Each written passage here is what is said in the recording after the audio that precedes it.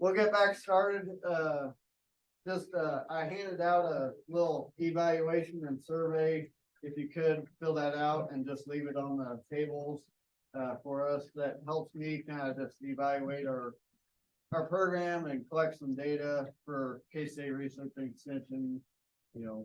For a little bit of funding purposes, and of course, just anything you feel like either can be approved, or if you have an idea for another good topic that we could hold a meeting on, please write that down.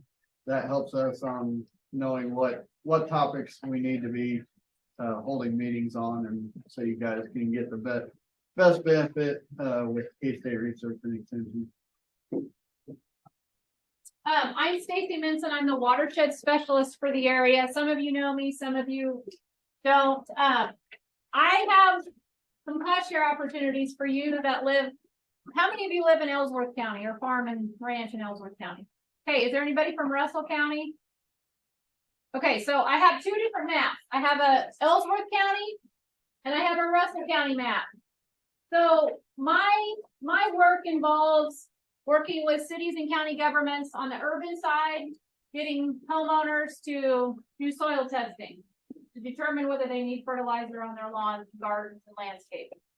Getting people with pets to pick up their pet waste, so nitrogen and E. coli aren't going into the creeks and rivers. My watershed starts all the way out in a portion of Gove County, travels through the city of Hayes, Russell County, Ellsworth County, into here. So what they're doing in Hayes affects your water coming back out of Canopolis and in the Smoky. That even though we're not that far apart, there's a big disconnect on the urban side. So I do work with them on a lot of education. And the one thing I tell kids is K-State's always going to have one up on the scoreboard against KU, because we get to drink the water first and we flush it and it goes downstream to Lawrence. And legitimately it does. Now, keep in mind, when it leaves the city of Manhattan, it's treated and it actually stops in Topeka and then it goes to Lawrence. But when it leaves one community, it's treated and then it goes back into the next one and is retreated. The farther west we go in the watershed, their Hayes is running completely on groundwater. So as we move east, we have to pay attention to what's happening with that. So on the urban side, I do a lot of presentations and programs. And there are some kids, when we went to schools last week, they are never drinking water again, because, they don't understand that the water we have is the same water that the dinosaurs had. So my job on the ag side, working with farmers and ranchers, is we have targeted areas in the watershed. If you aren't aware, it is 2,400 square miles that drains into Canopolis Reservoir. Covers the portions of 10 counties, but you guys living in Ellsworth County that use that water are the ones that are impacted the most. So this is Ellsworth's map, and I'll pass these back. If you guys want one, we'll pass some of the Russell counties back as well. If you look on the map when you get it, this is Russell. Who needed Russell? Maybe we'll just hand the Russell out.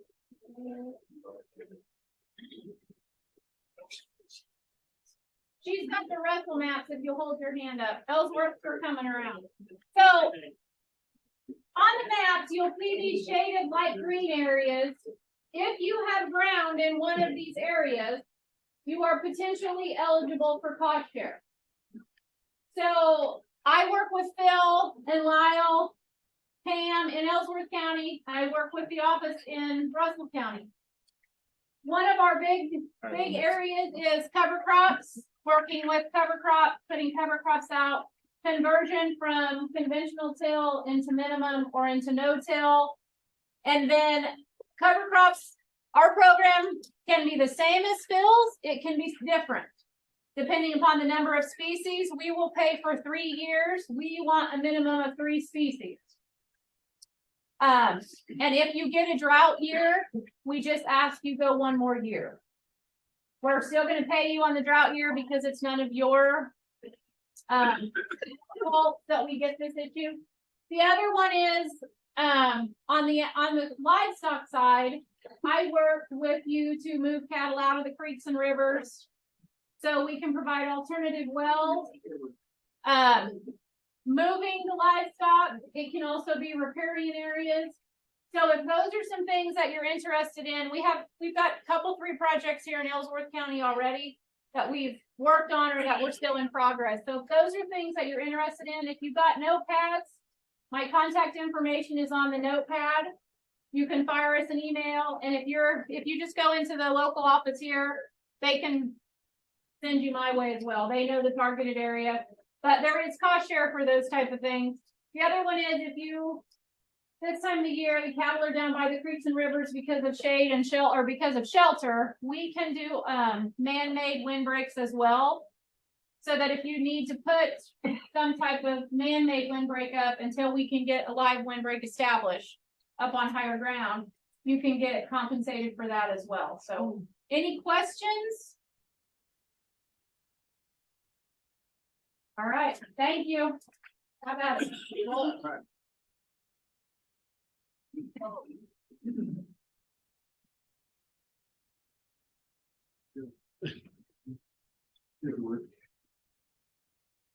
Well, good afternoon. My name is Walt Fick. I'm a professor and extension rangeland management specialist at Kansas State.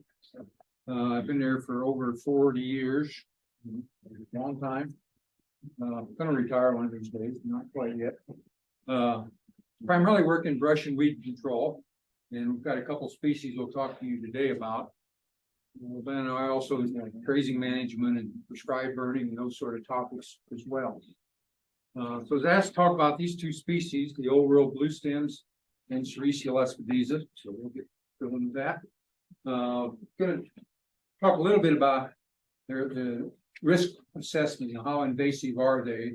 This is based on a class at Kansas State where Dr. Nita Gilly has her students do some research and kind of rank these species in different ways. And then we'll get an identification, distribution, and management control. So I don't see that. So this is this invasive risk, and it's got this A, B, C, D business, and A's and B's, either they're very severe impact or moderate.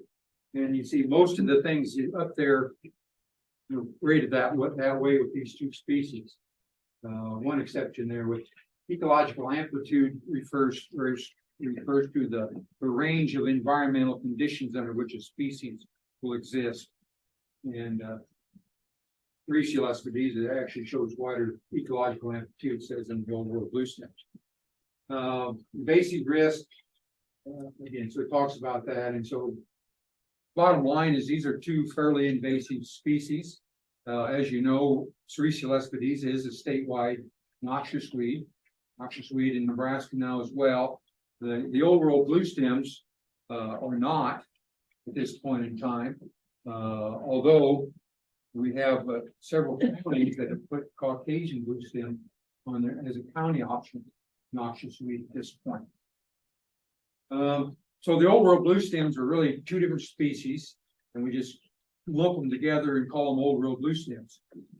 So there's Caucasian bluestem, Bothropoa blattii, that came primarily out of South Asia. I think the name that caucus had been around the Caucasus Mountains in that part of the world, but also is native to Australia.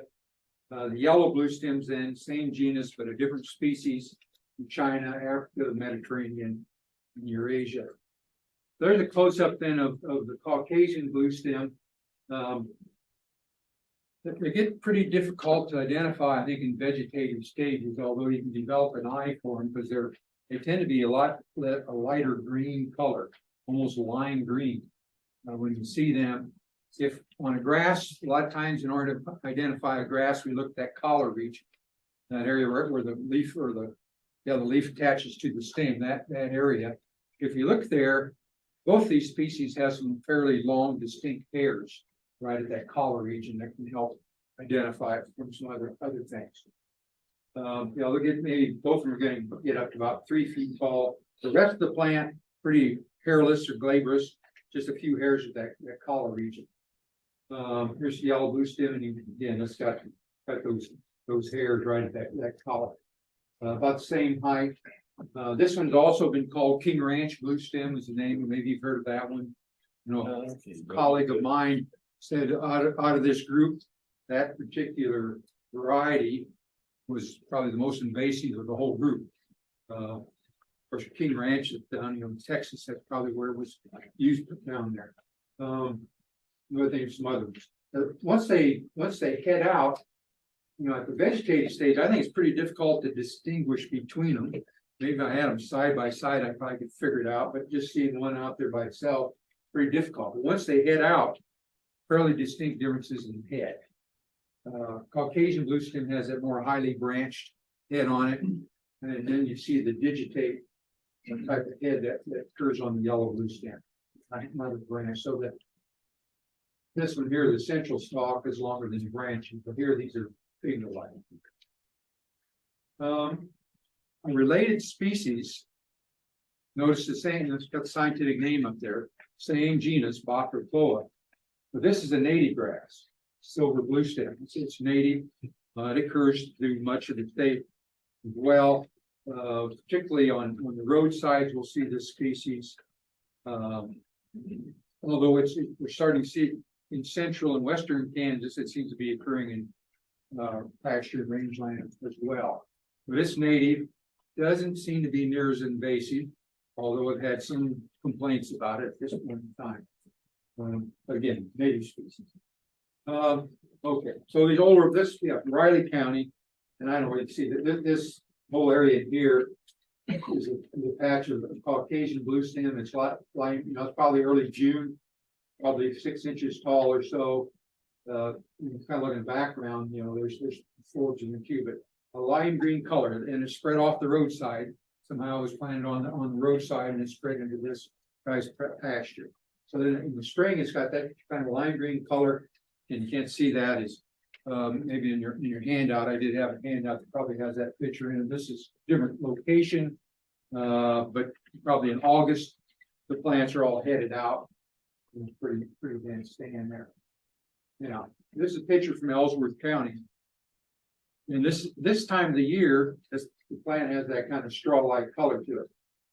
So it's really easy to pick out. It's easier to pick out now than during the growing season when everything else is green. So if you had it, this would be a good time to mark those spots, GPS them somehow, determine where they're at. So because when you come back, if you don't do that, you may have a hard time finding it yet. But if you mark it ahead of time, like I said, this time of the year, and you want to do some control on it, that'd be what you'd want to do.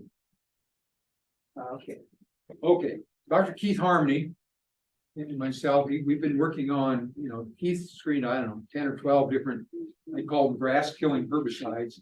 We only found 2 herbicides that work, and basically it's the same ones we're using on the Phragmites. But this is a Ropewick study that Keith did at Hayes, and using a 50-50 mix of glyphosate and water, just wipe it on both directions and do that a couple times. And he was getting control down there, 90% or better, comparable to his broadcast treatment with glyphosate. So that can work. In order to use that, though, you have to have a height differential between what you're trying to treat and the other plants. In this case, if you don't have any, it's got a solid stand, there's probably not much growing with it. But if it's mixed in native, in this case, you may have had some short grasses, and the old world bluestems would be taller than those.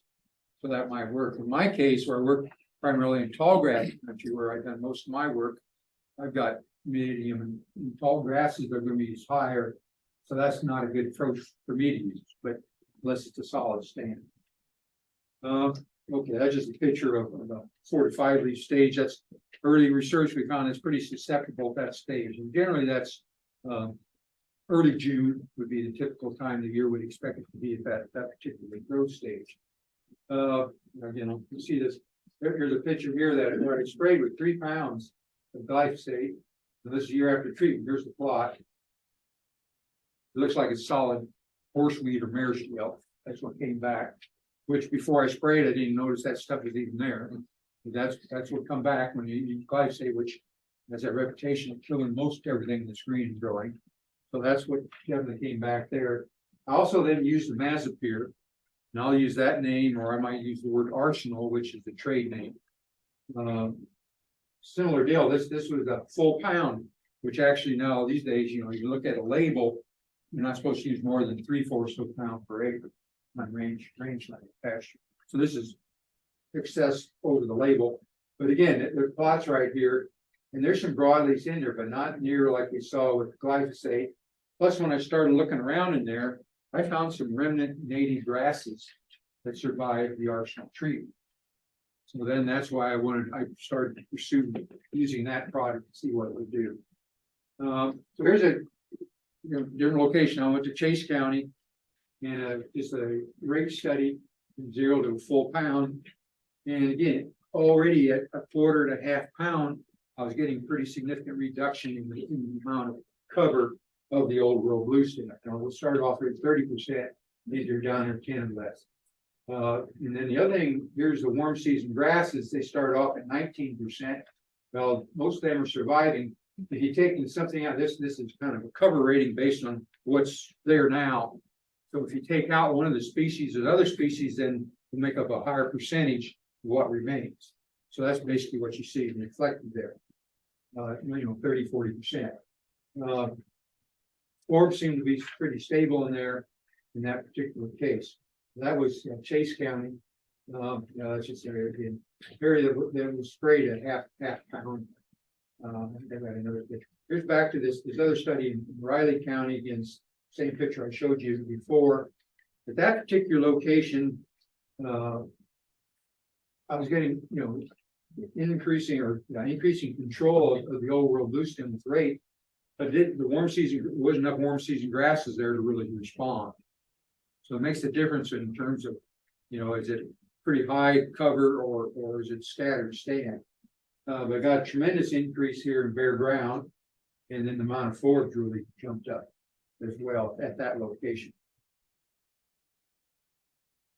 Here's back in Chase County. So there's an area right here that's going to get treated. Yeah.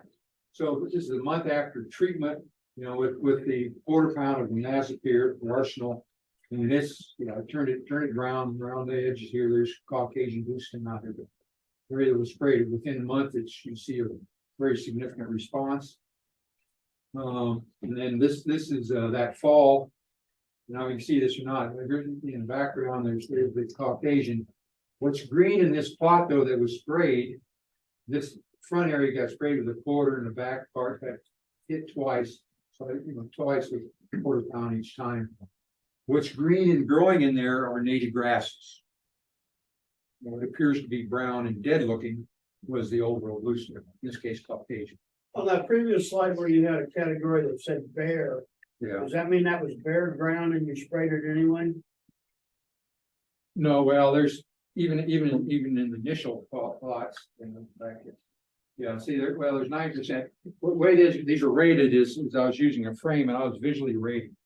I looked on the ground, Okay, and there's going to be some bare ground. I mean, the ground's not completely covered. right. So you had 9% coverage where you used nothing at all. Right. And And then, yet you had 52. yeah, So the high rate, the bare see a ground pound, was which is increased. off label. Yeah, now there's not much vegetation left on there at that higher rate in that case. Invasive, I should mention, I'm using this 1/4 to 1/2 pounds, which at that rate appears to be pretty selective, leaving our mid and tall grasses. But at a high rate, it's a bare ground treatment, just like glyphosate is. And those are your rates at the top. Yep, 0 to 1 pound per acre. Okay, thank you. Okay, so this is looking at the data then, where the 1/4 pound was applied.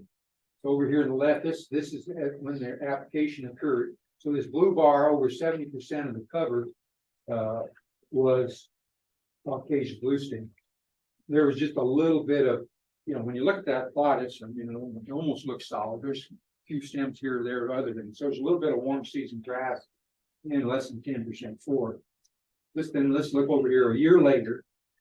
Now, so the cover on the Caucasian went from over 70 down to 10. The warm season grass is now almost making up 20%, and the forbs are up to about 40% cover.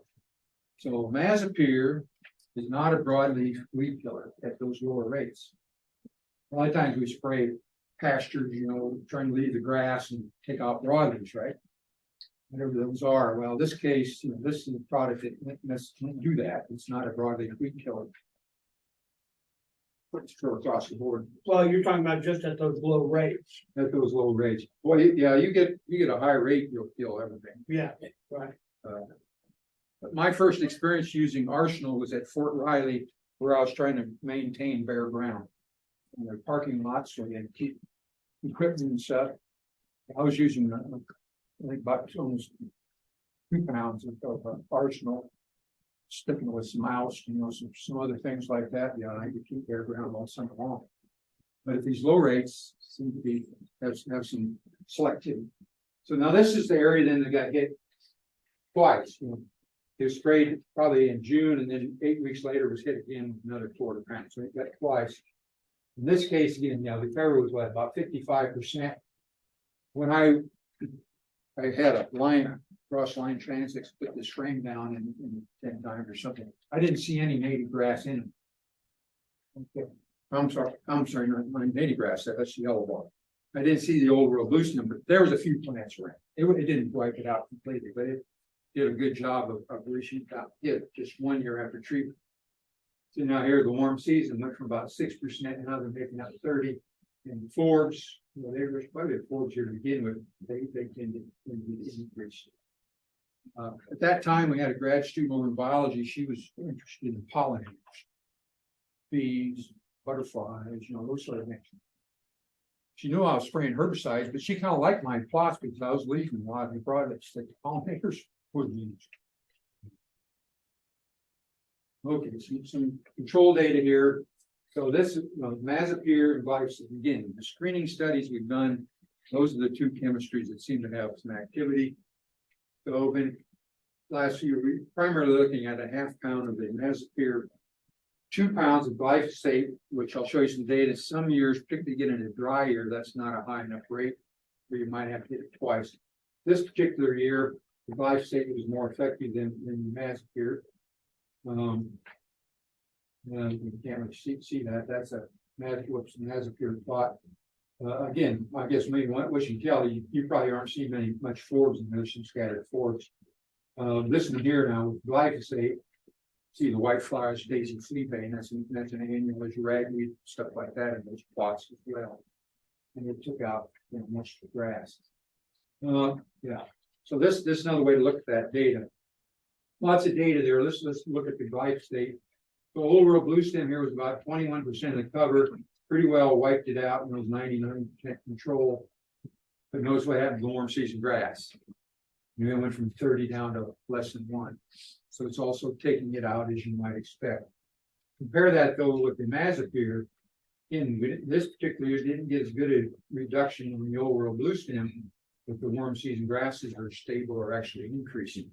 So there's difference in those 2 products.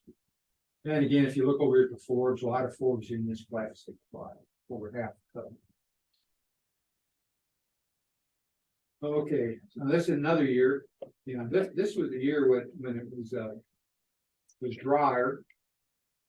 And that particular year, I had better control with the Mazapir than I had with the glyphosate. So the other time, one was better than this one, the Mazapir was better. 14 months you're out of it, pretty good control. Again, glyphosate doesn't have any soil activity, right? It's not going to carry over. The Mazapir does carry over for several times. So it's possible if you put it out there and it gets in, you're spraying the plants, they'll pick up some of it. Some of it's there in the soil that they may actually absorb later on. And that's probably why the control's better in that dry year compared to the glyphosate. Again, similar data here. This one, again, see here the Mazapir, the old Bluestem worked better than the glyphosate did. Didn't have the response on the warm season grasses. Forbes really jumped up in both of those plots. In fact, they look pretty similar. So there's this was wavy thistle, one of our more common pasture thistles. That was in there in both plots, along with ragweed and some other products. Now, so then I was looking at maybe could I fine tune that rate a little bit, and I'd use 1/4 and 1/2, so I tried 3/8 here, but that particular year, again, April, June precipitation was 74% normal. In a dry year, neither product worked particularly well in that case, and then we did 70% or so. Rate didn't seem to make a lot of difference. So, that's kind of wrong. That's probably statistically, that's probably the difference there. But point out, you spray, boy, it'd be nice to get 90 to 100% control, but it doesn't always happen. Depends on sometimes environmental conditions. The stage of growth, most time June or early July has been a good time to treat. Okay. We had a field day at this site. That was the picture I showed you with the in the fall of the year with the straw color on the Caucasian bluestem. This study was done there in that same pasture. So northeastern Ellsworth County, they applied a half a pound of arsenal from Masphere 3 years in a row. 3 years. Fourth year, then, well, actually, when they sprayed some canvas that early spring to take care of some of the weeds that were left around, and then they reseeded it with the native grass. So that was more or less the treatment. So it started, over half the cover here was Caucasian bluestem when they started. After they had done sprayed it 3 years in a row, they hadn't eliminated. It was less than 1%. Almost gotten rid of all of it. The mid grasses, mid and tall grass. We're talking about cytosporama, little bluestem, big bluestem, Indian grass, those sort of species that are there. Post treatment they about 3 times as much of those. But what happened to short grass? Say buffalo grass and blue brahma will not tolerate that repeated application of massacre. Right, one application probably is not good on it. So it almost took those out. After they seeded, now they use kind of a standard 5-way mix. They had a lot of most of the mid and tall grasses were there, and the Caucasian was starting to come back. I think it was 3% or something like that.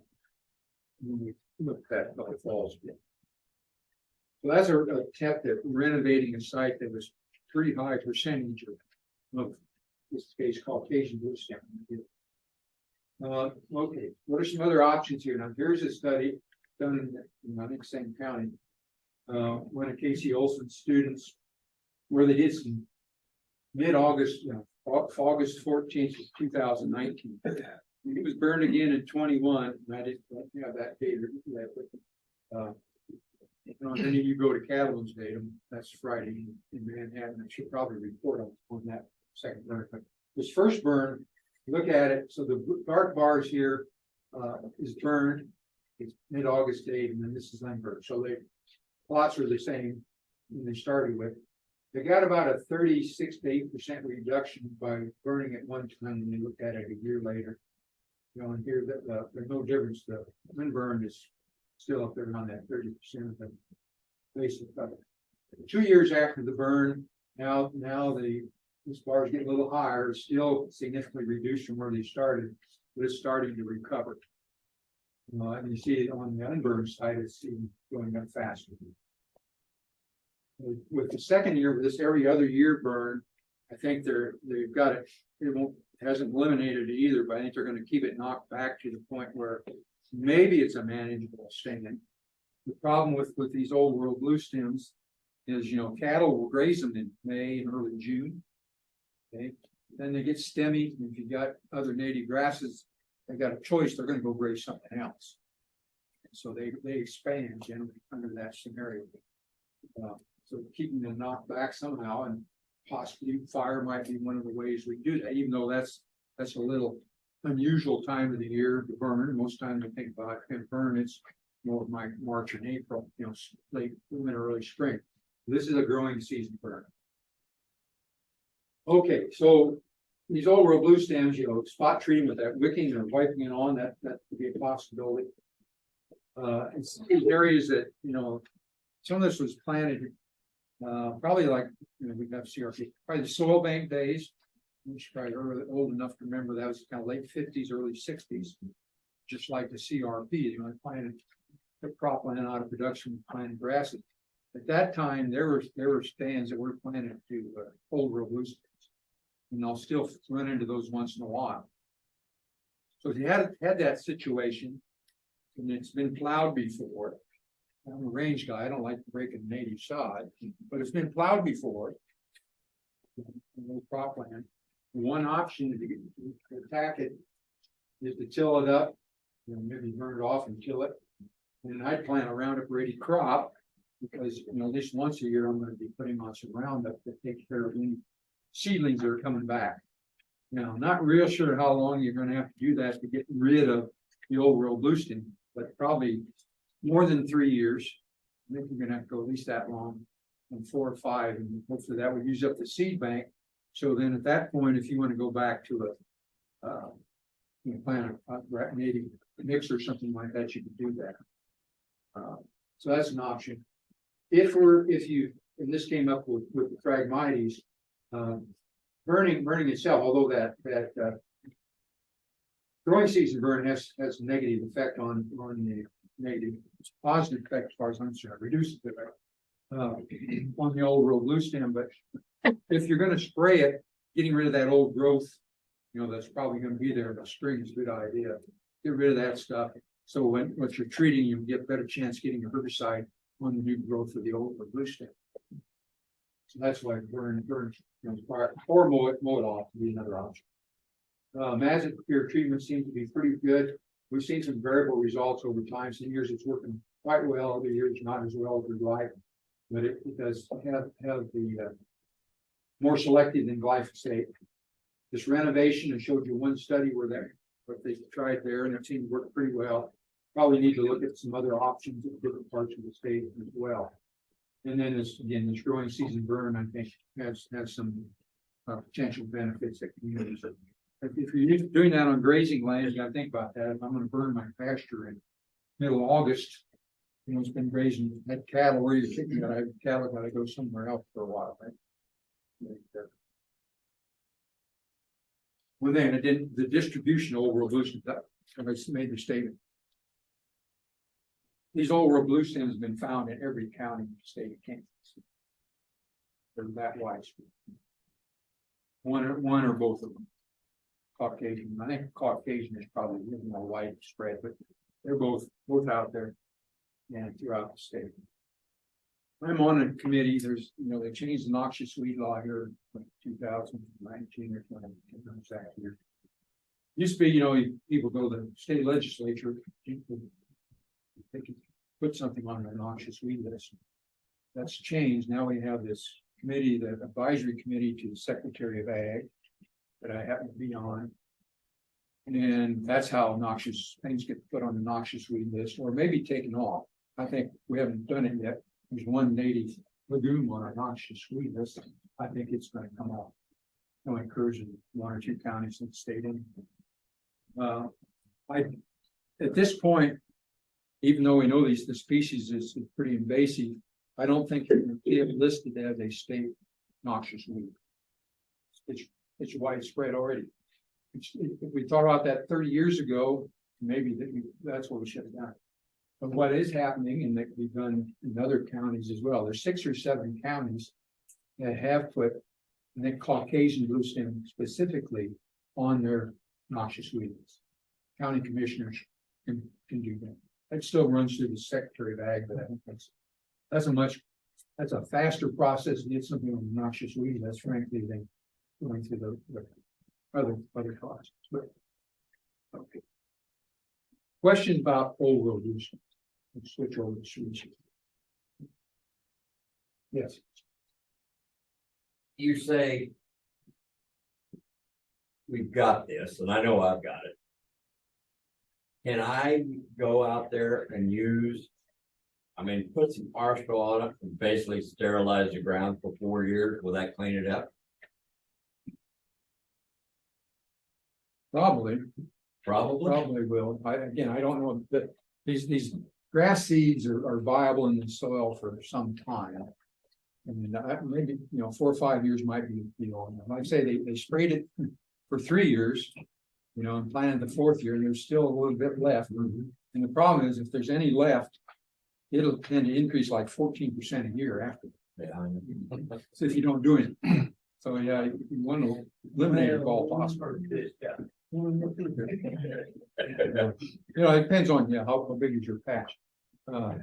Another study on Keith Harmony did is, this is, I think, in El Dorado area, Butler County.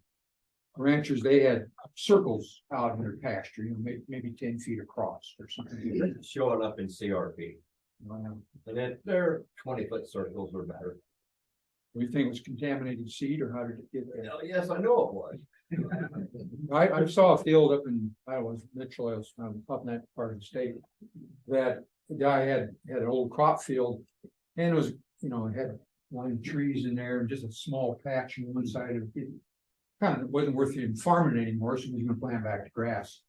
But he must not have specified on what they wanted, and maybe just said Bluestem. Yeah. Guess what he got? You got You got, yeah, so if you're gonna do that, you wanna make sure you specify, you know, big and little Bluestem, those are the species that you want, which I'm saying, so sand Bluestem.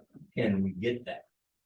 This, Oh, yeah. this was planted by CRP specs, 1986.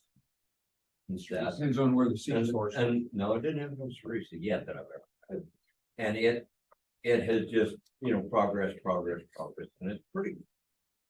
My stand of CRP, it's not clumpy, we've grazed it off and on, we've burned it 4 times. And everything, and now, but it's just, it will take it in. It won't be in my lifetime, but it will take it in my grandson's life. If you can spot spray, of course, probably be using glyphosate would work.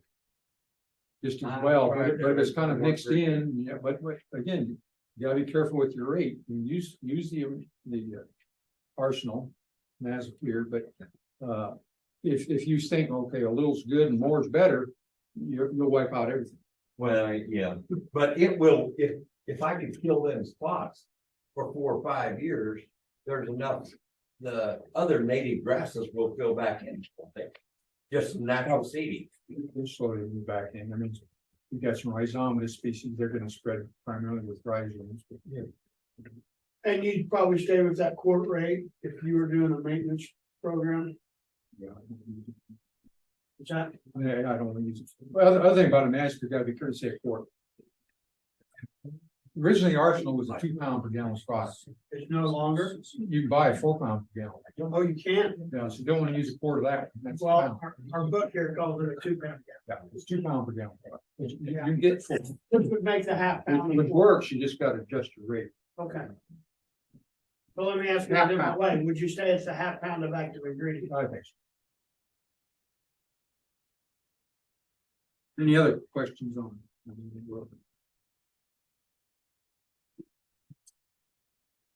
Sericea Lespedeza, which that's kind of description of it there, Lespedeza cuneata. And it's also known as Chinese bush clover, which tells you a little bit probably what part of the world it came from. I think it was introduced in the United States, I think 1896 is the earliest report. They brought it over probably from China or from Japan or somewhere like that. Planted it on the East Coast. Wasn't particularly very impressive. They thought it might be a potential forage crop. They just kind of threw it aside and didn't do anything with it for 30 years or so. Then it was reintroduced and it's kind of taken off since then. Probably got into Kansas probably about the same time, I think during the 30s. I think that's when Old World Bluestem kind of showed up too. That's probably when Sericea came about. I think Sericea was down in the southeast Kansas where they had the coal mining. I think they got planted down in that area. It is a herbaceous perennial, so legume. It's tall. I had a scientist, he brought it back. The plant was 6 or 7 feet tall one time on southeast Kansas, but most time it's, you know, not like that. Depending on soil and amount of rain you're getting.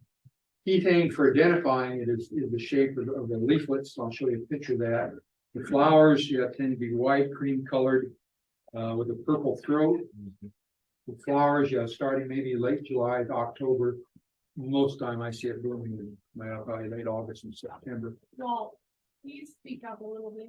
No, lift your head up. Lift my head up. I can try. So there's a picture I had a brand new camera. I was testing it out there, holding that up against the blue sky, and that's the leaf shape. It's a trifoliate, 3 leaves, like a lot of foliage have 3 leaves. But you notice the leaf shape. It's wedge or club shape, where it's wider out toward the tip than it is in the middle or the base. And we'll use that to differentiate it from a native Lespedeza. That we'll get a couple of those. But the one that kind of resembles Sericea is slender Lespedeza. And I know in the early days of CRP, I had people bringing samples into me. Which is it? Sometimes it was Sericea and sometimes it was slender. Slender is a native, same genus, not invasive, but being able to differentiate it becomes important. But that leaf shape is a key way to do it. The word Sericea, I think, means something like silky.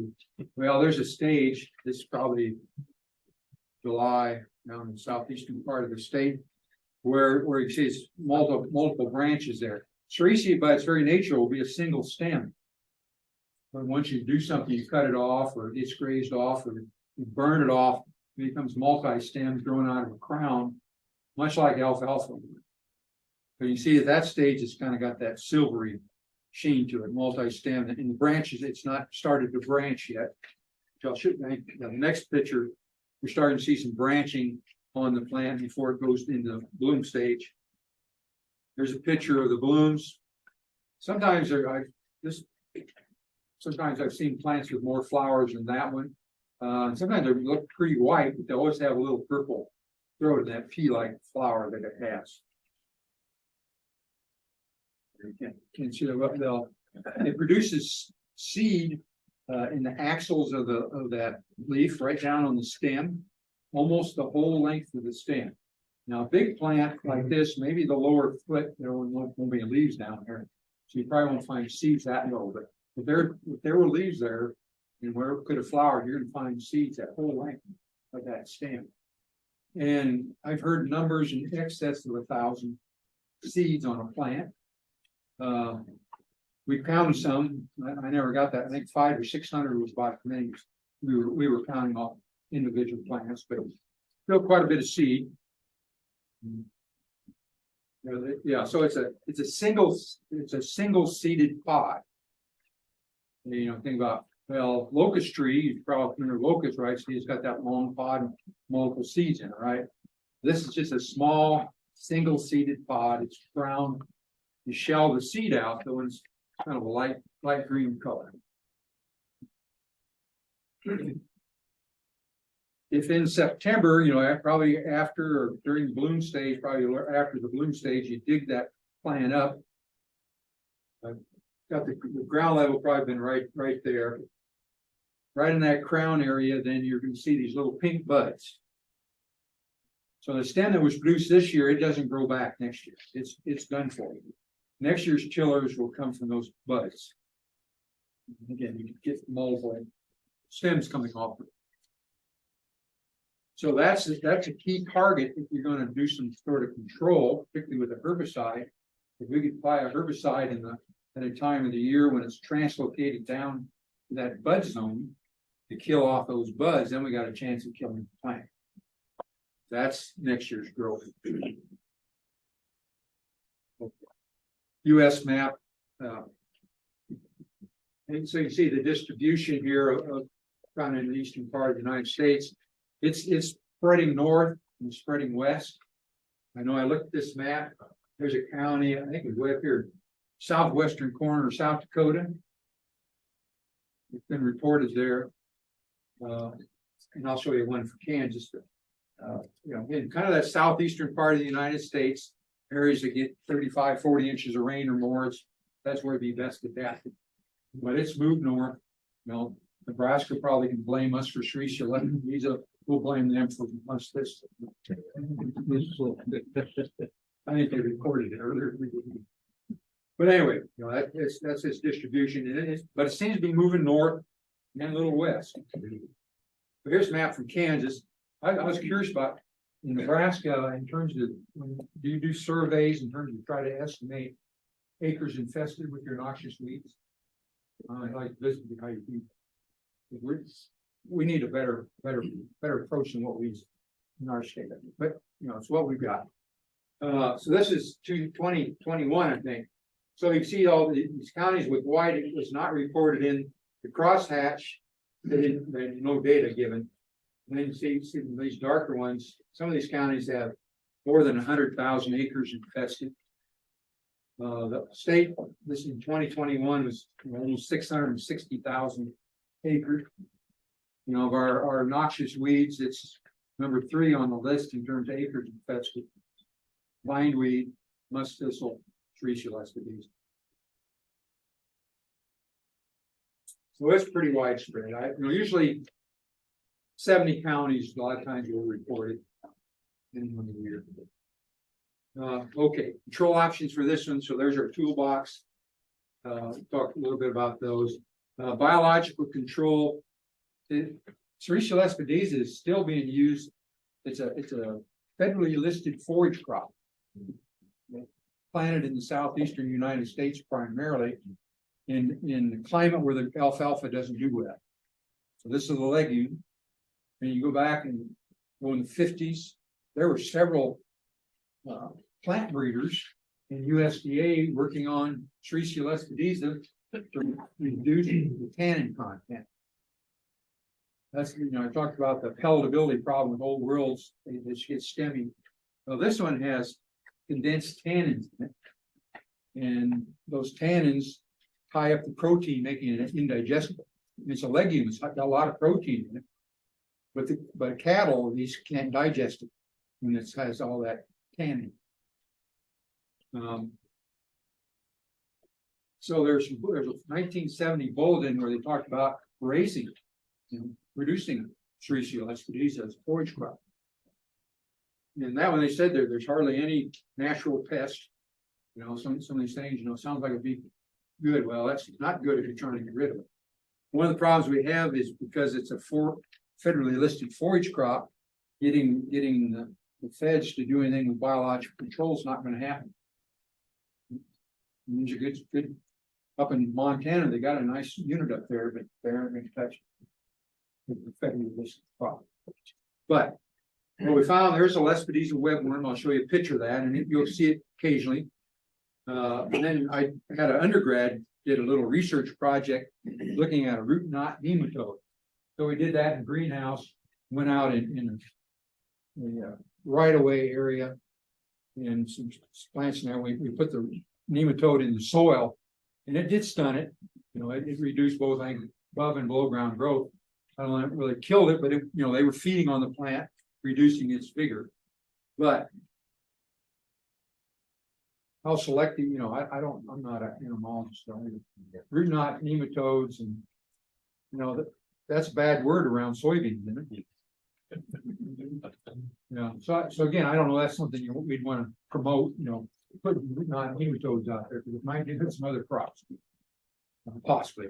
But maybe they're more specific for certain plants. But I don't know. But we looked at it, and it had some activity. So here's a picture of the Lespedeza web, and it's like any other webworm.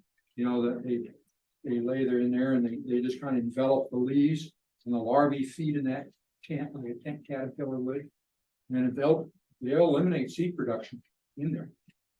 But you go out there and find a lot of it in 1 year, go back to the site the next year, and Sericea is still around, and you may not find any of the Lespedeza webworm. So it's not a reliable approach either. I don't know what you think about goats, but that in terms of biological control, maybe that'd be an example. Just changing your grazing animal. But studies have been done show that both sheep and goats are more apt to graze Sericea than cattle. And again, they even though they're ruminants, sheep and goats are ruminants just like cattle, but they do not seem to be affected by that tannin problem. One study that they did, initial study, I remember they brought in a bunch of goats. It was an old brome field. They brought them in there in May. This, you know, lots of Sericea, but there were trees in there. There were cedars and locusts and things like that. In May, what do you think the goats ate?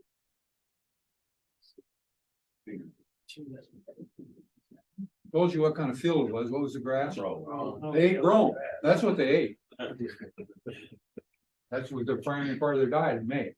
Later on, yeah, then they started working on the Sericea a little bit, and goats are amazing, you know, how locust trees get on the trunk and get just loaded with thorns. Shit, they work around, they'll debark those trees, eventually kill them. But initially, so the subsequent year, they waited to bring it, they waited before they brought the goats in. Did that for 4 or 5 years, and the Sericea numbers were going down, down, down. As soon as they took the goats off, though, quit doing that study, Sericea came back. So we've done it in 4 or 5 years, and they still didn't kill it out. Reduced the vigor and knocked numbers, but they didn't limit it. Okay. So here's a study then. Yeah, this one we did down in the southeastern part of the state. Yeah, where the area basically been double stocking, something we do in the Flint Hills a lot, at least, where we graze usually from middle April, maybe 1st of May till middle July, double stocking rate, and take the cattle off. So that's what they did here. August 1, they dumped some sheep out of these pastures. That was, that's sheep for 2 months. So this is how the stuff responded. So Walt, is that tannin level lower than in the spring so that the steers? It is lower in the spring. It kind of falls just like that. It peak in the middle of summer, and then it's lower in the spring and lower later in the year. The problem is in the spring, when it's low, everything else is good quality too. In fact, this same pasture there's a published paper where the gal, she looked at the diet of the sheep and the goats. I'm not the goats, sheep and the steers. The steers didn't eat hardly any Sericea. Real low percentage, maybe a couple percentage of their diet. The sheep, much higher. So the year one, so the area grazed by sheep or by steers only. This production followed by the sheep. Yeah, the sheep, they reduced the production on the Sericea. Same way here the second year. And actually, this was done 4 years. In fact, this paper's going to the journal right now. I'll try to get published. This is the amount of seed. Again, so you look at where the steers grazed only versus where the sheep followed the steers. Big reduction in the weight of the seed and in the number of seeds to plant. So they're utilizing it. In that pasture, we had an area that was pretty solid Sericea, about this tall, really dense. I didn't like walking in it. I don't think the sheep like going in there either. It's so thick.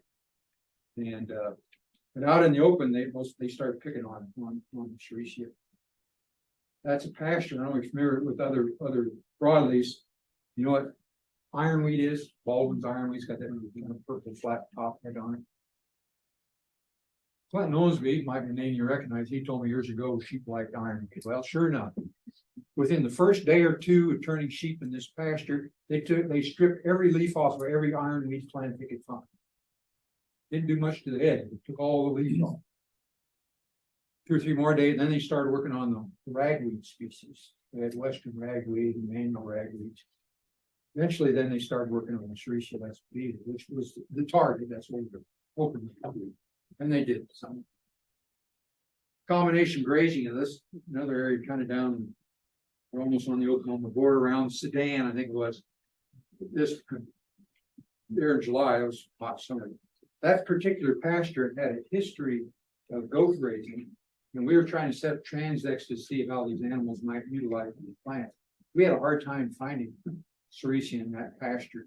There's some around, but not a lot, because it had a history of grazing with the goats. Here's a cow. Was it the same study or not? I don't think so. But this is late in the year, like end of September, early October. The native grasses were turning brown. The Sericea was still green. Unfortunately, there's seed on those plants at that time. The cows were eating them. Tannin would have been low, but they were picking on the Sericea plants. Going to spread that seed around. It's going to pass. Most of it's going to pass right through and probably germinate better once it goes through the digestive tract. Because normally it has a pretty low germination percentage. It has to be, if I scarify Sericea seed, if I don't do anything with it and run a standard germination test, I might get 5–10% germination. If I scarify and I was just using sandpaper like that, I get 80%. Out in the field, of course, then I think freeze thaw action, things like that, that probably enhances germination. We also know that fire will enhance germination. And when you're getting like 5% germination, that doesn't mean the other 95 will never germinate. Nope. Nope. That's why I think the difference between not scarifying and scarifying is that it tells you most of it's viable. It's got to, and it's a long-lived plant. I mean, the seed lasts for decades. I think I've seen one study now. I usually say decades. Some people say 20 years. I think I saw, I don't know whether the buried seed study, one of those sort of things. I think it was 40 years. And some of that seed was still germinating. So it'll stay around. Some of it will germinate a long time. But anyway, grazing that time of year is not a good idea. So what happens in Kansas a lot, we'll bring cattle, stockers primarily out of the southeastern United States, where they maybe had access to Sericea, and you bring them into Kansas. I'd dry lock those critters for a while before I turn it out in the pasture, because otherwise they might have that seed in them, going to just spread it around. Mowing, what about a mechanical method? And so here's a study I had a spot did for about like 10 years. And so this is a red diagram, these red bars here, that was unmowed, this other one's mowed. Took 4 or 5 years and I started to get a separation there. And this is density, number of plants per unit area. So it was going down for a while, and then some years in here, and then it started going back up. And I had some years when I was getting some seedlings from summer moisture. Most of the time, I think the seed germinates in the spring when we typically get moisture, maybe even in the fall. Although something germinates in the fall, it's kind of a weak seedling. I'm not sure it can survive our winters thing, but it's coming back. But that was just a single mowing, kind of late July, at least in the window when we tell people maybe put up their prairie hay. That was the concept. Just mow it one time, and it had some effect, but it probably is not going to get rid of it. If you mow it repeatedly, that same USDA bulletin I was telling you about in 1970, they warned people, you can't cut this stuff like alfalfa 3 or 4 times. You cut it 2 or 3 times, you're gonna hurt the plant. The trouble out in the prairie is we don't want to mow it off more than once anyway, because we're going to hurt the other plants too. So mowing by itself probably not going to do it too much. What about burning? This is a picture of fire occurred out in Fort Riley. They have them out there all the time, and someone on purpose. This area burned. I think it was in August. I was out there a couple of weeks. I don't know what's called. I think it was about a month after it had been burned. And you see that that's a Sericea plant, maybe getting back up 10, 12 inches tall. It appeared to me that every crown of Sericea resprouted from that burn that time of year, sometime in August. Had a grad student, so they were purposely burning some areas in September, maybe even in early October. Kind of a short-term study on a master's thesis we looked at, and it had some stunning effects. Reduce the height on plants, it's maybe reducing the vigor somewhat. Because that's the time of the year, like our warm season grasses, these Sericea is going to be translocating its food reserves below ground in that time of year. So if you take it off, you may have a negative effect on it. We don't recommend mowing. You mow the 1st of September, do that 2 or 3 years in a row, you'll probably end up with a lot of broadleaf in the grass. So we looked at that. Subsequently, more research was done. So this was actually a 4-year study, ungrazed. Need to point that out because I think that makes a difference. But they burn around approximately in the spring burn, April 1, August 1, and September 1. Did that for 4 years. So this is the production on the plants. You see these growing season burns, reduce the production on the Sericea. The weight of the seed, the number of seed is reduced. In fact, I think by the 3rd year, this is an average of 0.5 seeds per plant. That was an average over a 4-year period. I think by year 3 and 4, there was no seed production. occurring on those plants that were burned that time of the year. So that's a good thing. And it's a perennial plant, but it spreads by seed. That's how it's going to spread.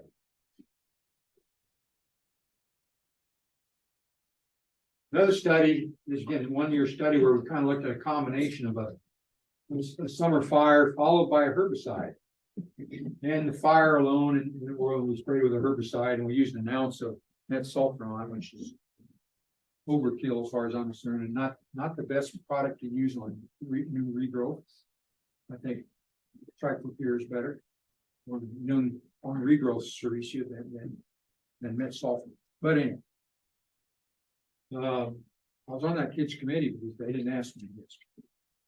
The other problem is they didn't have a very long time between when they burned and they sprayed. It's not getting late in the summer.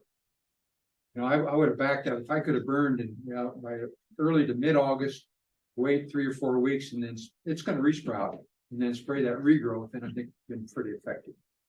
Then they had some. Okay, so herbicides, and so it dates back, what, 1988. The guy went to the state legislature, convinced them Sericea ought to be on the noxious weed list. That's how it worked that days. So they put it on as a county option noxious weed in the state of Kansas. Had no idea what to treat it with. It's a legume. So you think, well, what about 2,4-D, dicamba, picoram? Those ought to work in the legume. I know that guy went out and sprayed his pasture with Torridon. Maybe he had some mustistic, maybe he got that, but probably didn't do much to the Sericea. So we screened herbicides. It turns out products with triclopyr or metsulfuron and then fluoxypyr, which these days that's in pasture guard, it's combination. Fluoxypyr is it Vista X RTs, it's not fluoxypyr. Well, it came out of Vista in the right of way business. We use it as star aids and crops. Yes, but Vista is fluoxypyr, isn't it? Yes, sir. Yeah. And there are places where I can do that. I can some range of pastures. But anyway, that's the chemistry that seems to work most of the time. Some control data there. I was obviously looking at some rates of triclopyr. By the time you get up the plant, that late vegetative stage, usually is better than treating it when it's blooming. Metsulfuron, that time is late enough. If I back it up a month, treat the first 10 days of June when the Sericea is this tall, hard to get any control with metsulfuron. It's got to be getting up, maybe starting to branch. We're always advised to go, I mean, with your timing, to go triclopyr first, metsulfuron second. Yeah, during the vegetative stages, I think triclopyr or the triclopyr fluoxypyr, the pasture guard mix works better. In the once it's blooming, sometimes those products will work, but probably the metsulfuron is a little more consistent. So that's usually we'll switch over to those products that time of the year. Well, and we found too, when we put the oil with it, it's almost like a basal bark spray on that woody stem. Even though the stems weren't quite as woody earlier. I've never put oil in it. I've used on an extra factors. With metsulfuron, if you generally recommend it. This is a dry year, and I was waiting for it to rain and never did. So 3rd of July, a year after treatment, there's the control, and normally you expect these products to work well. Again, the pasture guard, 2 chemistries was the best treatment under those conditions. What about effects on seed germination? So here's a study I looked at. So I was treating them every week. Here's right at the end of bloom. Basically, there's the seed germination. So I sprayed these plants at these different times in September through mid-October. I went back and collected seed off of plants that were in those plots in November. Okay, so that's how and then I tested the germination. So no seed was basically on these plants. At this date, most of it was just that really immature stage. There's no fill in the pods at all yet. So very little seed germination happening there. If you wait another week, now I'd say those seeds are maybe, I'd call it like a soft dough. They're starting to fill though, and sprayed them. But when I checked the germination, it was pretty high. And then, you know, out here now, you're almost at seed maturity. And I'll go back and forth. So here's a, let's look at this LI or net sulfur on fire, half an ounce. 73% seed germination, okay? So I killed most of those plants when I sprayed them, 96% control when I raided those plots the next summer. But those same plants that I killed produce viable seed. So the take home story there is you spray that plant before it's any seed field. You may kill plants, but you know, you're gonna allow it to go to seed.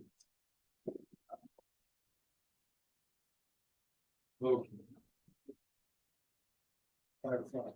I think I'm about to. I don't know what else we got on. There's just some other dates and some other products.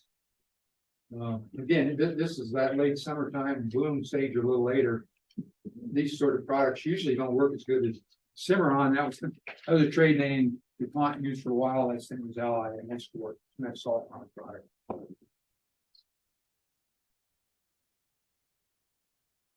I think most of this data is mostly picked up that's about the PowerPoint slides I want. On roadsides, you know, again, I work primary range and pasture. But here's this products here, this Perspective and Streamline are some products that got aminocyclopyrrolate. It's almost a mouthful to say. Aminocyclopyrrolate works pretty well, almost regardless of stage, but it's a non-cropland product. You can't use it in pasture. But noxious weed business, working on roadsides or something like that, it's legal to use, and it's been pretty effective. It also is products for tree killers. You don't want to kill trees, you be careful where you use them. Integrated methods, you know, more times you can remove the top on a plant like Sericea, that you're going to get better control. So whether that's with a grazing animal or mowing it or burning it, combining a herbicide some way in that, multiple approaches, you're going to have more effective results. The growing season burn will eliminate seed production, but then how does that fit into your grazing system if you got livestock? And you do that every year. Something maybe bad. We're looking at, you know, stalkers using a short season and coming back and burning in 15th to 20th of August. Their steer gains the next year off those pastures basically has been the same as an early April burn, so it didn't reduce stalker gains. Comparing those two burn dates, I don't think it was a true late season burn, so I don't know that. And that would work possibly. But think about burning in August. You know, how green is it? Sometimes you got to wait for the right conditions to do something to burn that. Usually fires are safer because they don't move as fast. Things green. Really smoke, a lot of white smoke because of the moisture in the plants. But it can be done. That's about the last side. So there's some recommendations, you know, on different areas. If you got, you know, Sericea didn't have it out in your CRP, but if you do, there's some spot treatment with some of these same products that can work pretty well. So even though it's a perennial, preventing seed production is the key to the integrate control methods if all possible. Take a systematic approach, and if anything else, you need to be persistent. Because we know if we don't do anything, it's just like the old world Bluestems or any of our other invasive species. If we don't do something with them, they'll take over. That's all there is to it. That's it. Questions?